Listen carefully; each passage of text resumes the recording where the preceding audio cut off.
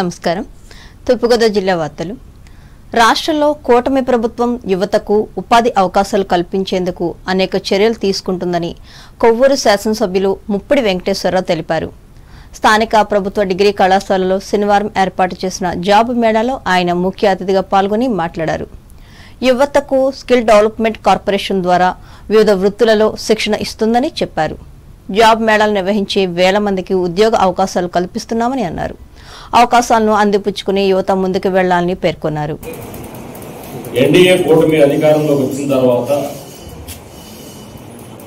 ఎన్నికల ముందు ఏదైతే యువతకి ఉద్యోగ కల్పన కానీ ఉపాధి అవకాశాలు కానీ కల్పించాలని చెప్పని లోకేష్ బాబు గారు పాదయాత్ర చేస్తున్నప్పుడు ఆయన 26 జిల్లాలో ఉన్నటువంటి ప్రజల సమస్యలతో పాటు నిరుద్యోగ సమస్యలు, విద్యార్థి సమస్యలన్నీ కూడా అధ్యయనం చేస్తూ ప్రతి ఒక్కరికి కూడా ఉపాధి కల్పించాలని చెప్పిన ఆలోచనతోటి ఎన్డీఏ కూటమి ఏర్పాటు చేసిన తర్వాత ఏపీఎస్ఎస్డిసి వారి యొక్క ఆధ్వర్యంలో మొన్నటి వరకు అయితే కనుక ప్రతి నెల కూడా జాబ్ మేళా నిర్వహించారు.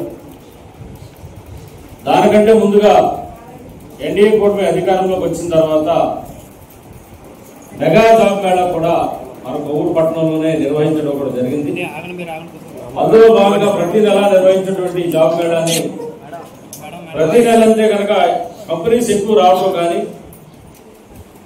నిరుద్యోగులు ఎక్కువ మందిని ఇక్కడ గ్యాదర్ చేయడం కానీ కొంచెం ఇబ్బంది అవుతుందని చెప్పిన దాన్ని 3 నెలలకు ఒకసారి ఏర్పాటు చేయడంలో భాగంగా ఈరోజు మనకు ఈ కార్యక్రమంలో మున్సిపల్ చైర్పర్సన్ భావన రత్నకుమారి, తెలుగుదేశం పార్టీ నాయకులు కంటమణి రామకృష్ణ, జనసేన నియోజకవర్గ ఇన్ఛార్జ్ టీవీ రామారావులు పాల్గొన్నారు.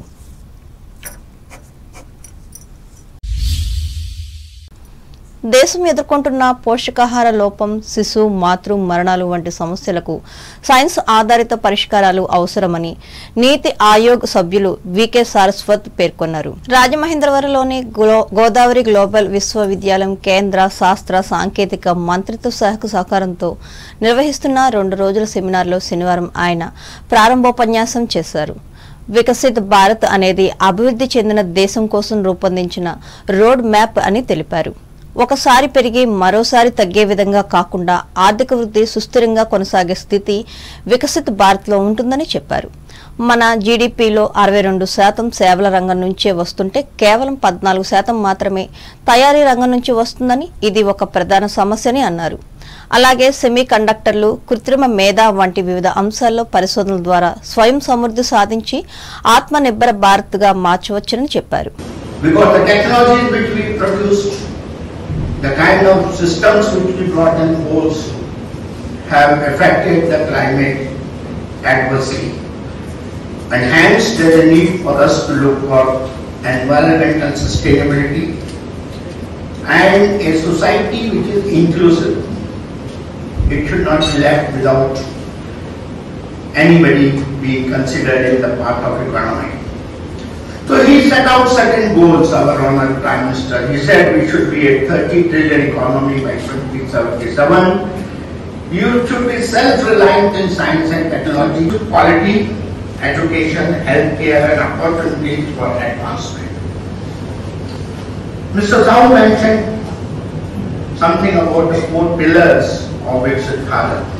He mentioned science and technology leadership. He mentioned about sustainability and green growth. We are also talking about entrepreneurship and digital economy. And I mentioned to you that this journey cannot be without youth, so it has to be youth-led innovation, which should come from the university like GGI. ఈ కార్యక్రమంలో విశ్వవిద్యాలయం chancellor K Sasikiran Varma, vice chancellor U చంద్రశేఖర్లు పాల్గొన్నారు.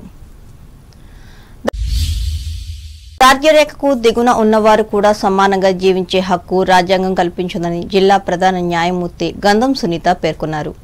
రాజమహేంద్రవరం శ్రీ వెంకటేశ్వర ఆనంద్ కళా కేంద్రంలో కొత్త module చట్టపరమైన సేవలపై న్యాయ సేవాధికార సంస్థ శనివారం నిర్వహించిన అవగాహన కార్యక్రమంలో ఆమె ముఖ్య అతిథిగా పాల్గొని మాట్లాడారు. పేదలకు రాష్ట్ర ప్రభుత్వం సంక్షేమ పథకాలు ప్రవేశపెట్టి వారికి అందజేయాల్సింది ఉంటుందని అన్నారు. అలాగే మానవ క్రమ రవాణా, వాణిజ్య, లైంగిక దోపిడీకి గురైన బాధితులకు చట్టాలు ఉన్నాయని తెలిపారు. ఈ బాధితులకు ప్రభుత్వం సహాయ సహకారాలు అందజేసి ఆదుకుంటుందని చెప్పారు.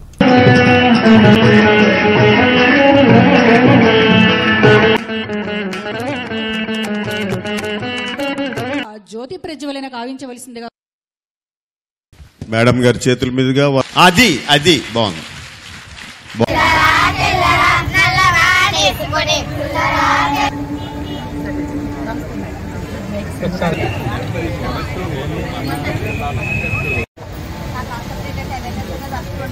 Victim of Trafficking and Commercial Sexual Exploitation Scheme 2015.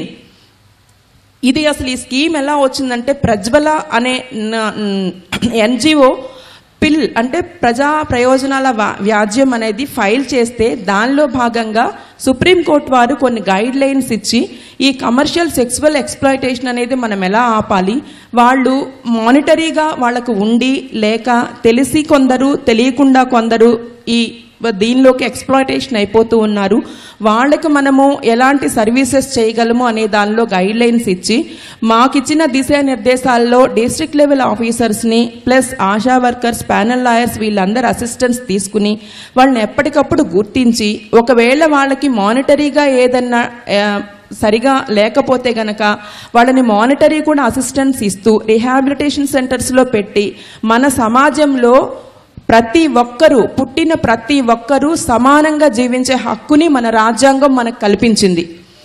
దారిద్ర్య రేఖకు దిగువన ఉన్న వారికి కూడా సమానంగా జీవించే హక్కు ఉంది కాబట్టి వాళ్ళకి రాజ్యాంగం ప్రకారం ఒక ఆర్టికల్ ఉంటుంది. వెల్ఫేర్ స్కీమ్స్ అనేవి స్టేట్ ఇంట్రడ్యూస్ చేసి ఇంప్లిమెంట్ చేయాలి. దానిలో భాగంగానే ఇప్పుడు వచ్చే వెల్ఫేర్ స్కీమ్స్ అన్నీ కూడా ఇంట్రడ్యూస్ చేయడం జరిగింది.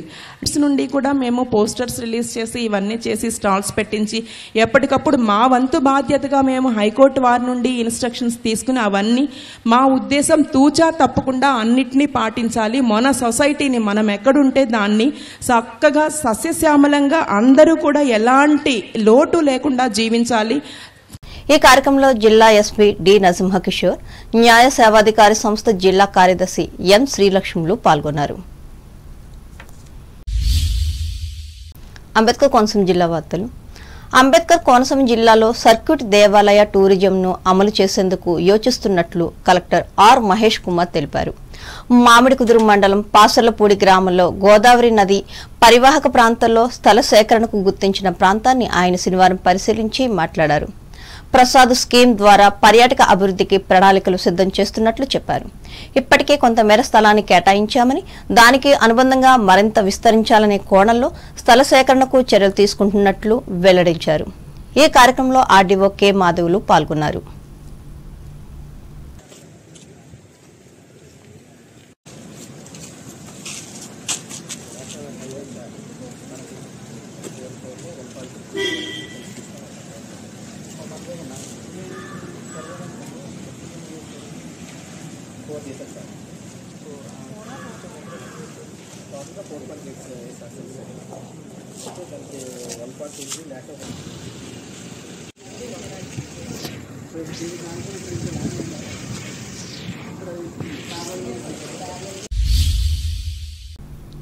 ఇంటి వద్ద నుంచే తడి పొడి చెత్తలను వేరు చేసే అలవాటు ప్రతి కుటుంబం నేర్చుకోవాలని అంబేద్కర్ కోనసీమ జిల్లా పంచాయతీ అధికారి డి శాంతాలక్ష్మి ప్రజలకు సూచించారు. ఈ మేరకు అంబాజీపేట మేజర్ పంచాయతీ మాచవరంలో ఇంటింటికి తిరుగుతూ ఈ విషయంపై గ్రామస్తులకు అవగాహన కల్పించారు. తడి చెత్త, పొడి చెత్త వేరు చేయడం ద్వారా పర్యావరణాన్ని కొంతమేర పరిరక్షించవచ్చని అన్నారు. అలాగే చెత్తను ఆదాయ వనరులుగా మార్చే విధంగా చెత్త సంపద కేంద్రాలు ఉపయోగపడతాయని వివరించారు. ఎంపీడీఓ ఏ భీమారావు, కార్యదర్శి కె సత్యనారాయణ, సర్పంచ్ నాగబత్తుల శాంతకుమారి, నాయకులు నాగబత్తుల సుబ్బారావు, పంచాయతీ సిబ్బంది పాల్గొన్నారు.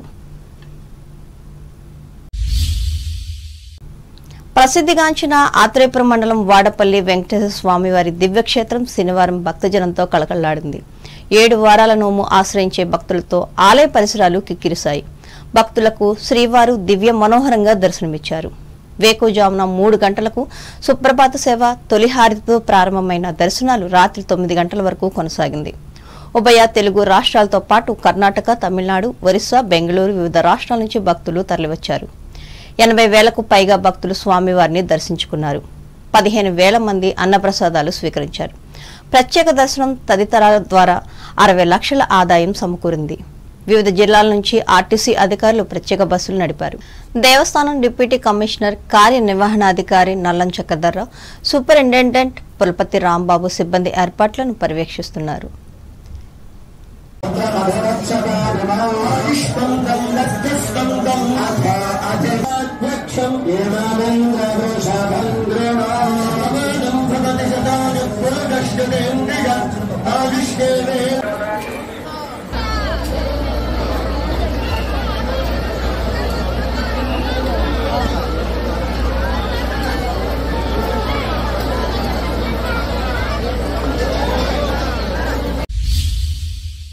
ఏలూరు జిల్లా వార్తలు. రాష్ట్రంలోని ప్రముఖ దేవాలయాల్లో ఒకటైన ద్వారకా తిరుమల శ్రీ వెంకటేశ్వర స్వామివారి దేవాలయ ప్రాంగణం భక్తుల గోవింద నామస్మరణలతో మారుమ్రోగింది. శ్రీ స్వామివారికి ప్రీతికరమైన రోజు శనివారం కావడంతో వివిధ ప్రాంతాల నుంచి భక్తులు తరలివచ్చి తమ మొక్కుబడులు తీర్చుకున్నారు. ఆలయానికి వచ్చిన పలువురు భక్తులు స్వామివారి దర్శనానంతరం ఉచిత అన్నప్రసాదాన్ని స్వీకరించారు. అలాగే స్వామివారి నిత్య కళ్యాణంలో 100 జంటలు పాల్గొన్నారు.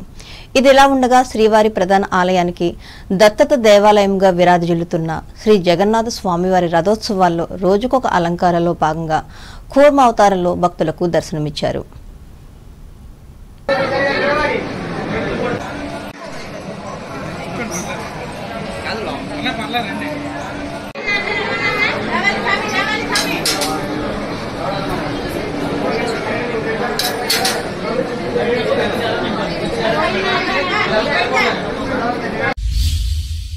వార్తలు ముగించే ముందు ముఖ్యాంశాలు మరోసారి.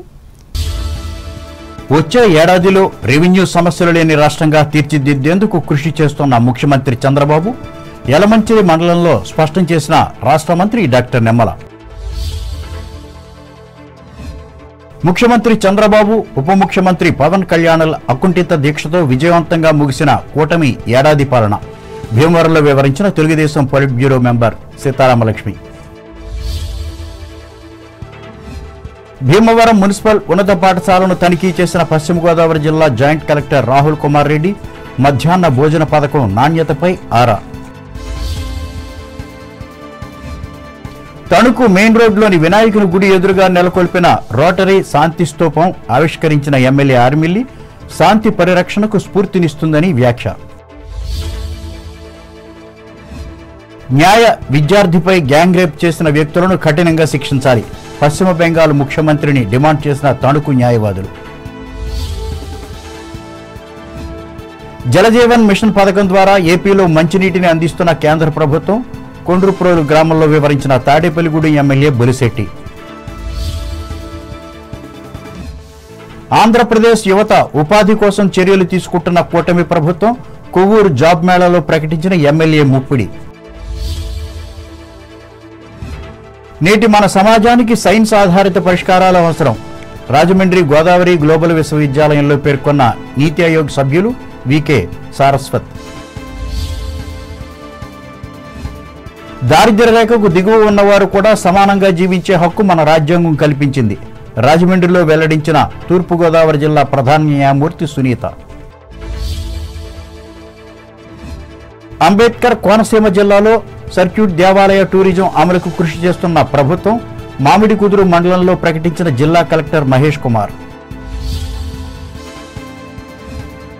వాడపల్లి శ్రీ వెంకటేశ్వర స్వామిని భారీ సంఖ్యలో దర్శించుకున్న ప్రజలు 7 వారాల నోములను తీర్చుకున్న భక్తజనం. తడి పొడి చెత్తలను వేరు చేసి అలవాటును పెంచుకోవాలి అంబాజీపేటలో అన్ని కుటుంబాలకు ఉద్బోధించిన అంబేద్కర్ కోనసీమ జిల్లా పంచాయతీ అధికారి శాంతాలక్ష్మి. గోవింద నామస్మరణలతో మారుమ్రోగిన ద్వారకా తిరుమల చిన్న వెంకన్న ఆలయం కూర్మావతారంతో భక్తులకు దర్శనమిచ్చిన స్వామి. ఈ వార్తలు ఇంతటితో సమాప్తం. నమస్కారం.